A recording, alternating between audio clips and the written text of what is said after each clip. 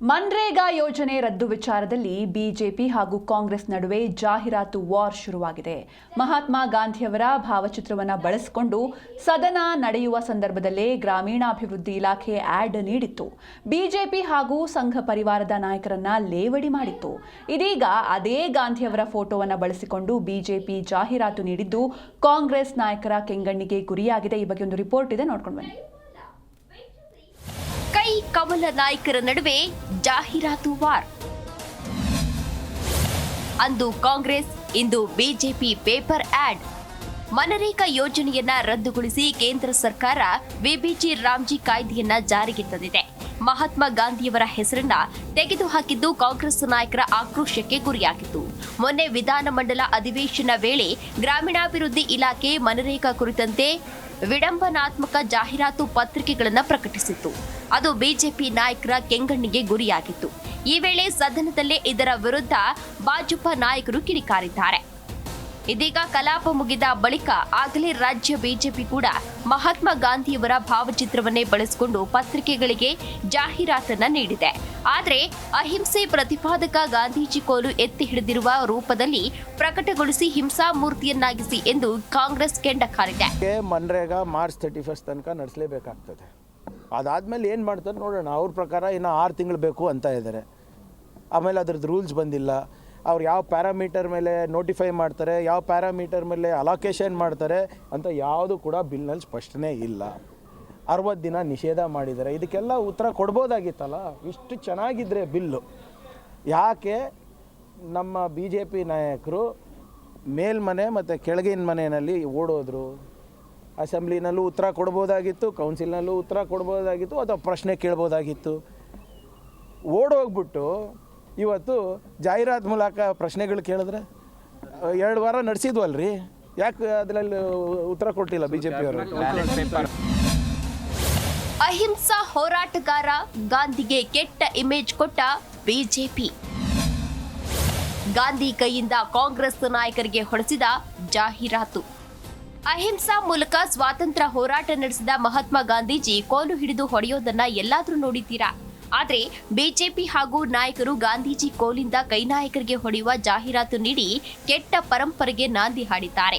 ಪಾದಯಾತ್ರೆ ಸಹಾಯಕ್ಕಾಗಿ ಬಳಸ್ತಾ ಇದ್ದ ಊರುಗೋಲನ್ನ ಗಾಂಧೀಜಿ ಎಲ್ಲೂ ಬೇರೆಯವರಿಗೆ ಹಾನಿಗೆ ಬಳಸಿರಲಿಲ್ಲ. ಆದರೆ ಬಿಜೆಪಿ ನಾಯಕರು ದೊಣ್ಣೆಯನ್ನ ಎತ್ತಿ ಹೊಡೆಯುವಂತೆ ಜಾಹೀರಾತಿನಲ್ಲಿ ತೋರಿಸಿರೋದ್ರಿಂದ ಕಾಂಗ್ರೆಸ್ ನಾಯಕರ ಆಕ್ರೋಶದ ಕಟ್ಟೆ ಹೊಡೆದಿದೆ. ಆದ್ರೆ ಇದನ್ನ ಬಿಜೆಪಿ ನಾಯಕರು ಗಾಂಧಿ ಈಗ ಇದ್ದಿದ್ರೆ ಕಾಂಗ್ರೆಸ್ನವರನ್ನ ಹೊಡೆಯುತ್ತಿದ್ರು ಅಂತ ಸಮರ್ಥಿಸಿಕೊಂಡಿದ್ದಾರೆ. ನಿಮಗೂ ಗಾಂಧೀಜಿ ಕುಟುಂಬಕ್ಕೂ ಸಂಬಂಧನೇ ಇಲ್ಲ.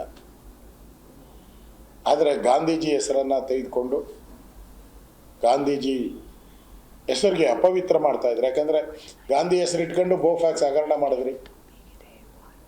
ಇಂದಿರಾ ಗಾಂಧಿಯವರು ಗಾಂಧೀಜಿ ಹೆಸರಿಟ್ಕೊಂಡು ದೇಶದ ಸಂವಿಧಾನವನ್ನೇ ಬದಲಿಸ್ಬಿಟ್ರು, ಎಮರ್ಜೆನ್ಸಿ ತಂದರು. ಈ ಥರ ಗಾಂಧಿಗೆ ವಿರೋಧವಾದಂಥ ಕೆಲಸಗಳನ್ನು ಮಾಡೋ ಮುಖಾಂತರ ಗಾಂಧೀಜಿಗೆ ಅವಮಾನ ಮಾಡಿದಂಥ ನಿಮ್ಮ ಬಗ್ಗೆ ಬೇಸರ ಆಗಿ ಗಾಂಧೀಜಿನೇ ಕೋಲ್ ತಗೊಂಡಿದ್ದಾರೆ. ನಿಮ್ಮ ಕಾಟ ತಾಳಲಾರ್ದ ಆ ಅಡ್ವರ್ಟೈಸ್ಮೆಂಟನ್ನು BJP ಕೊಟ್ಟಿದೆ. ಅದರಲ್ಲಿ ಏನೂ ತಪ್ಪಿಲ್ಲ.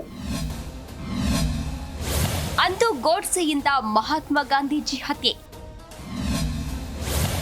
ಇಂದು ಗೋಡ್ಸೆ ಬೆಂಬಲಿಗರಿಂದ ಗಾಂಧಿ ತತ್ವ ಹತ್ಯೆ. ಇನ್ನು ಸಚಿವ ಪ್ರಿಯಾಂಕ್ ಖರ್ಗೆ ಎಕ್ಸ್ನಲ್ಲಿ ಬಿಜೆಪಿ ವಿರುದ್ಧ ತೀವ್ರ ವಾಗ್ದಾಳಿ ನಡೆಸಿದ್ದಾರೆ. ಜಗತ್ತಿಗೆ ಅಹಿಂಸೆಯ ಸಂದೇಶವನ್ನ ನೀಡಿದವರು ಗಾಂಧೀಜಿ.